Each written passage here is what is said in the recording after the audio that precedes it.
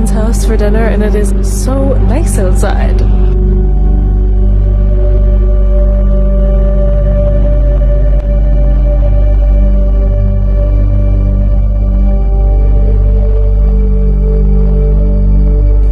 Ooh, I just saw a bunny.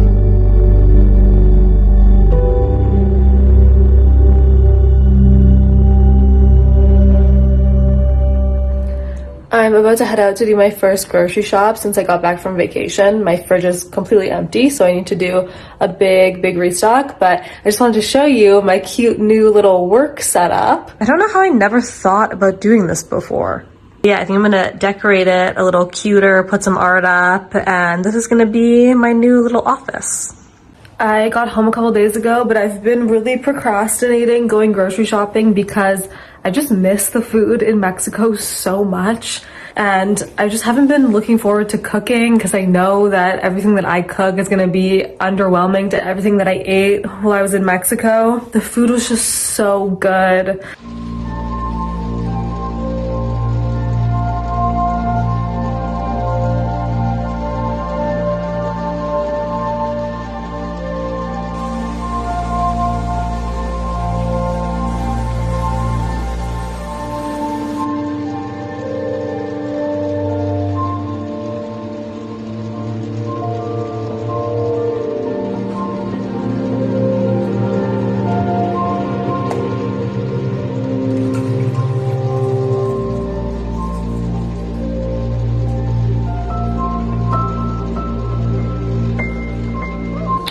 Bottoms up.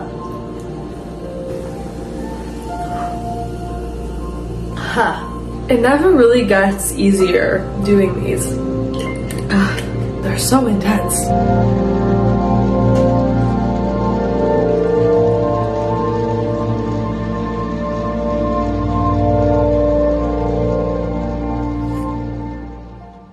A big part of the whole reset process for me when I get back from a vacation is actually just unpacking my suitcase and no longer being in denial about being home.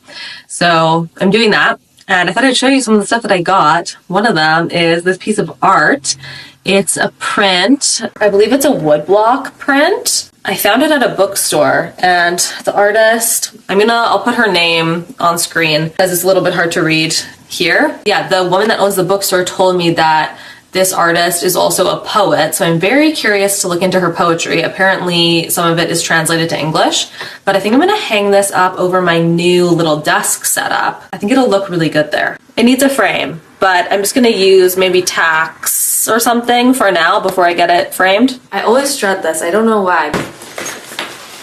Okay, I'll start with the houseware things. I got this moon. It's just a little wooden moon. I found it in Tulum. A whole bunch of glassware. These beautiful cobalt blue cups. I got 2 of them. 2 of these. And then 2 larger versions of essentially the same glass. I went to this really cool store that had a bunch of enamel cups and plates, so I got a few of those. A little enamel dish for olives, 2 bowls, and 2 bowl/plates. They're like plates. And then also 2 mugs. I'm just very obsessed with this color. I found this vintage ceramic fish dish that's made in Mexico. It was just from a clothing store that also sold a few little homeware things, but I think it's very pretty. These next 2 were kind of a crazy splurge. I made a whole TikTok about them, but they're these 2 fragrances from Foya. One of them is very fresh and kind of tomato vine smelling. I'm not really sure how to say the name, but I'll put it on screen with the notes, but yeah, it's a very gorgeous fragrance. The next one is Mascara Cacao, and it smells like photorealistic cacao. It's so gorgeous. I almost don't want to take them out of their packaging, but I do want to show you what they look like. The packaging is really beautiful. This is what they look like. They have a really pretty lid. The brand is Foya 1833. It's not a Mexican brand, it's actually a Patagonian brand. John and I got this little wooden cat box for my brother, just as a little fun souvenir. Let's move on to clothing. I made some unbelievable clothing purchases. I got this crocheted top from a store that sold only clothing made by Mexican designers. A lot of the clothing was embroidered or crocheted. It's so gorgeous and has these very cute little beaded details all over it. I think it'll be really fun as a beach cover up or over top of a t-shirt. This top is from a store that sold just clothing by Mexican designers and Latin American designers. Vintage Champion sweat shorts, just a good staple piece, IMO. I love red. Denim shorts that I think I might end up having tailored a little bit. I just want them to be a little bit shorter, but I don't want to cut them off. I like that the hem is intact, so I'm gonna get that done. But they are Lee. This reworked silk top, it's so beautiful. It also came with a matching scrunchie. This beautiful white dress. I love the stretchy bodice on it. It's also vintage and it's just very me. I love how thick it is. Another dress. I'm planning to wear this to a wedding this summer, but it kind of fits like a glove. This I got from a vintage store in Tulum. These boots are the exact same as my red cowgirl boots. I'm so happy that I found them in black. They're in very good condition. The leather's a little bit cracked, but I think they just need to be moisturized. Oh, I forgot about this jacket that I'm wearing. This is also from Mexico City. It's my new favorite. I love it so much. And then just some little miscellaneous bits and bobs. I got this chocolate from Casabosques and this Mexican slang dictionary. Off to yoga. I need to stretch out my limbs.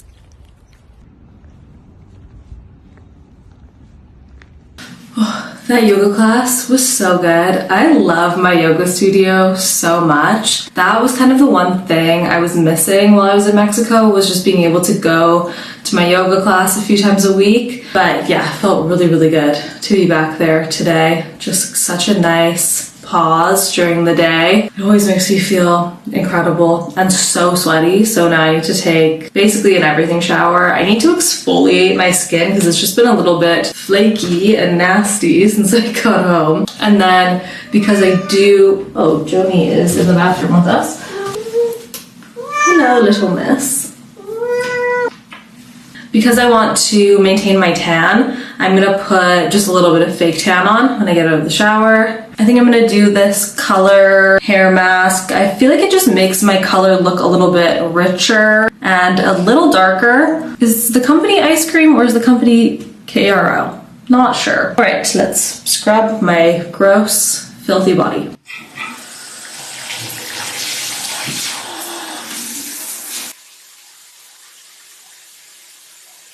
I received a couple of things from this brand Bubble, so I thought I would try it out. This is their Hydrating Boosting Serum.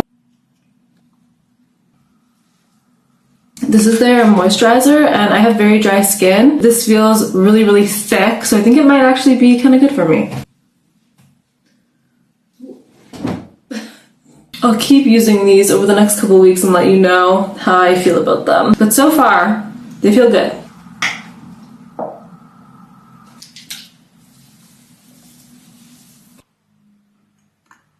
I come back to the salty face tanning water time and time again because it just doesn't stain any of my clothes. It's the best. And I can put it on under my makeup, which I don't know if that's normal, if you can do that with all tanning waters, but I just think that's really nice. And then it developed throughout the day or at night, and it doesn't stain my sheets.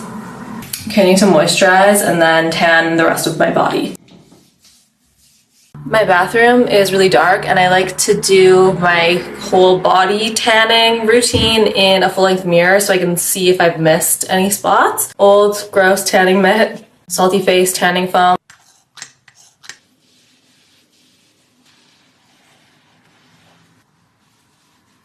A little surprise errand has come up. I have to run over to the post office to get these two packages.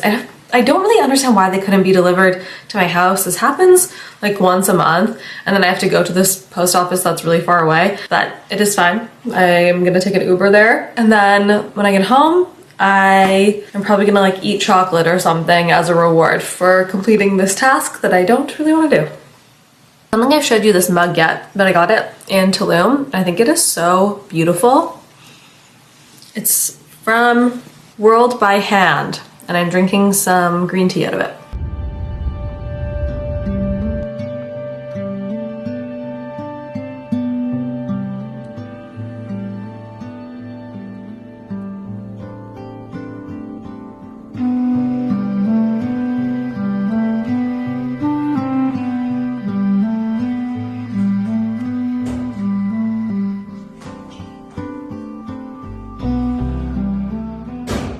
Oh, I'm just taking a little break from cleaning. I switched Joni's cat food recently from canned cat food to a combination of kibble and freeze-dried raw cat food, and I cannot believe how much better it is. Just the smell of the new food alone.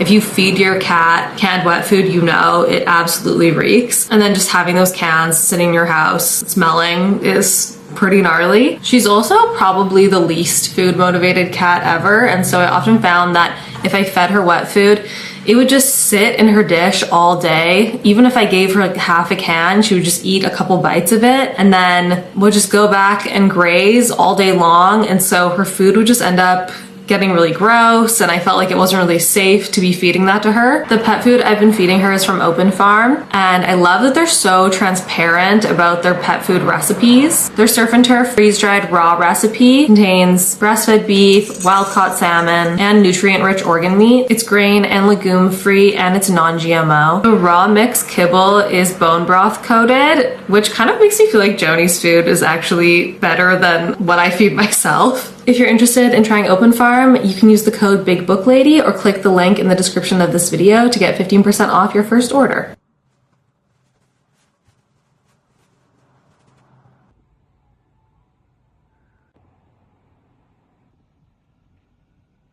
I'm about to meet a friend for a drink.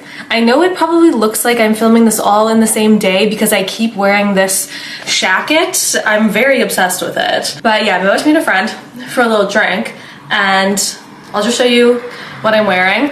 I know the shacket's getting boring because you've seen it a million times, but I think with these cute, fun little 90s shoes that I've had for like a million years, I thrifted them a long time ago. I just love the big buckles. I think they just look fun. Okay, I'm just gonna show you what it all looks like.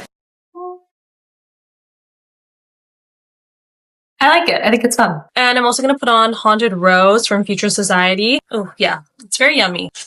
I never hear anyone talk about this. Also gonna bring the new book that I'm reading just in case I show up first. I really don't know anything about this book. I borrowed it from a friend and she said it was very good, and I trust her opinion. Let's skedaddle. A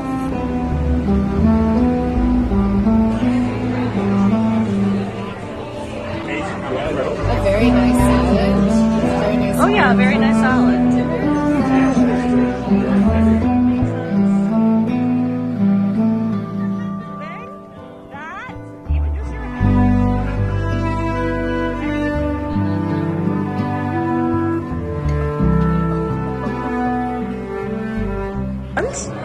How is it?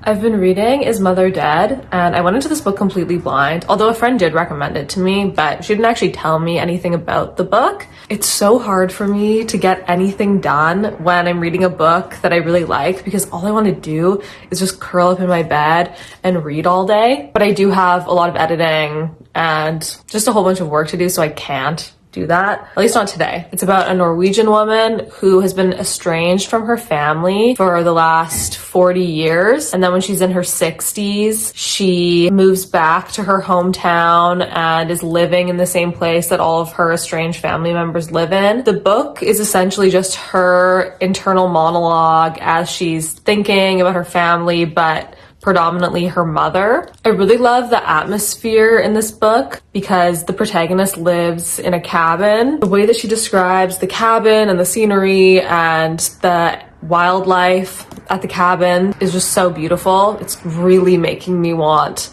to rent a cabin while it's still a little bit chilly outside and just build fires and be really cozy. But I'm kind of thinking in the next couple days, I am gonna have a day where I just let myself read and do nothing else. I think I'm gonna vlog that reading day. I don't know if it'll be this book. Hopefully I'll have finished this book in the next couple days, but yeah, it might be something else. If you have a suggestion for a book that I should just spend an entire day reading, please let me know. I'm gonna leave you guys here. I'll see you really soon.